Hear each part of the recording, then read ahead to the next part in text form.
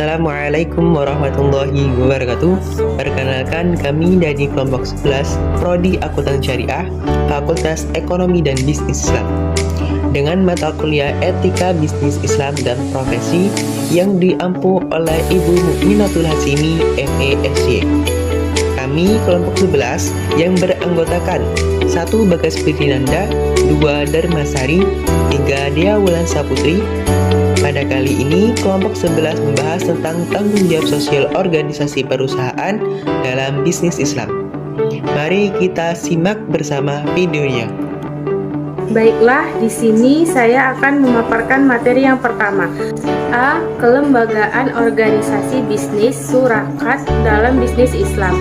Organisasi adalah tempat ataupun wadah di mana beberapa orang berkumpul dan bekerja sama secara rasional dan sistematis, terencana, terorganisasi, terpimpin, dan terkendali dalam memanfaatkan sumber daya, uang, material, mesin, metode, dan lingkungan, sarana prasarana, data, dan lain sebagainya yang digunakan secara efektif dan efisien dalam mencapai sebuah tujuan bersama dalam organisasi tersebut. Organisasi bisnis bisa berupa syirkah. Jika dipahami dalam bentuk jamak berarti surakat. Syirkah secara bahasa adalah pencampuran atau kemitraan antara beberapa mitra atau perseroan. Musyarakah adalah akad kerjasama antara dua pihak ataupun lebih untuk suatu usaha tertentu di mana masing-masing pihak memberikan kontribusi dana dengan kesepakatan bahwa keuntungan dan risiko akan ditanggung bersama sesuai dengan kesepakatan bersama. Berikut keterangan terkait dengan beberapa konsep kerjasama dalam Islam. Yang pertama, syirkah al-inan. Inan secara etimologi adalah ya'inun, yaitu yang tampak di hadapanmu. Hal ini karena jelasnya modal yang tampak dari masing-masing anggota syirkah. Yang kedua, syirkah al-wujuh. Syirkah al-wujuh secara etimologi berasal dari kata wajuha yaujuhu wajahatan yang berarti martabat dan kedudukan. Adapun arti secara terminologi adalah dua orang yang berserikat untuk membeli suatu barang tanpa modal, tetapi dengan jaminan nama baik dan kepercayaan kepada pedagang keduanya. Kemudian keduanya menjual kembali barang itu yang keuntungannya dibagi berdua. Yang ketiga, syirkah al-abdan atau al-amal. Abdan atau al-amal secara etimologi adalah pekerjaan atau perbuatan. Adapun makna secara terminologi adalah perserikatan yang dilakukan oleh dua orang atau lebih untuk mengerjakan sesuatu dengan fisik mereka. Misalnya, jika syirkah bergerak dalam bidang produksi, maka semua anggota syirkah bersama-sama melakukan aktivitas produksi tersebut. Yang keempat, syirkah al-mudarabah. Mudarabah dibagi menjadi dua jenis, yaitu mudarabah mutlaqoh dan mudarabah muqayyadah. Mudarabah mutlaqoh adalah kerjasama dilakukan oleh pihak pemilik modal dan juga pengelola. Kerjasama ini dilakukan secara bebas dan tanpa syarat. Mudarabah muqayyadah adalah kerjasama yang dilakukan oleh pihak pemilik modal dan juga pengelola dengan syarat-syarat tertentu yang dikemukakan oleh pemilik modal di awal. Yang kelima, syirkah al-mufawadah. Adapun syirkah al-mufawadah secara terminologi ada sedikit perbedaan di antara Imam Abu Hanifah, Imam Malik, Imam Syafi'i, dan Imam Ahmad bin Hanbal. Akan tetapi, persamaan dari pendapat di antara keempat imam tersebut.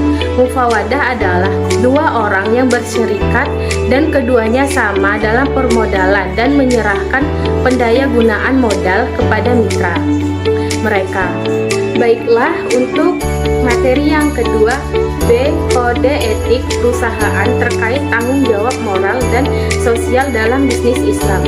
Kode etik perusahaan secara umum adalah beberapa aturan dan kebijakan tertentu yang harus dipatuhi oleh karyawan dalam menjalankan nilai-nilai perusahaan agar dapat bertindak secara etis dan sesuai dengan hukum yang berlaku.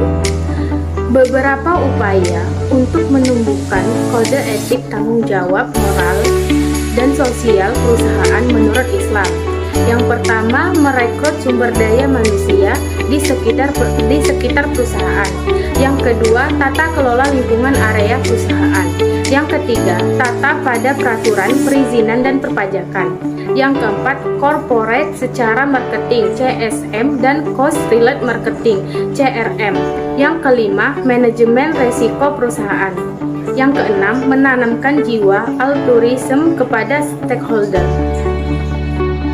Di sini saya akan melanjutkan materi yang bagian C, yaitu pergeseran paradigma pendekatan stockholder ke stakeholder. Seorang guru besar Keohei University berpendapat bahwa dunia kini bergerak ke arah baru yang jauh berbeda dari paradigma sebelumnya. Misalnya perubahan pada paradigma part menjadi whole dan paradigma ego menjadi self atau community.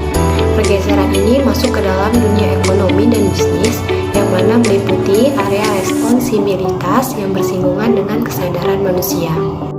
Materi selanjutnya yaitu D, reputasi perusahaan dan prinsip triple bottom line atau 3P. Yang pertama yaitu ada profit atau keuntungan. Bisnis konvensional maupun syariah selalu mengedepankan keuntungan dalam aktivitas jual beli yang dilakukan. Yang kedua ada planet, yakni bumi atau lingkungan. Hubungan perusahaan dengan lingkungan adalah hubungan sebab dan akibat, yaitu jika perusahaan bisa merawat lingkungan dengan baik, maka lingkungan tersebut akan memberikan manfaat kepada perusahaan. Yang terakhir, yang ketiga yaitu masyarakat sekitar area perusahaan, merupakan salah satu stakeholder yang harus dipertimbangkan keberadaannya. Juga masyarakat dalam artian yang lebih luas.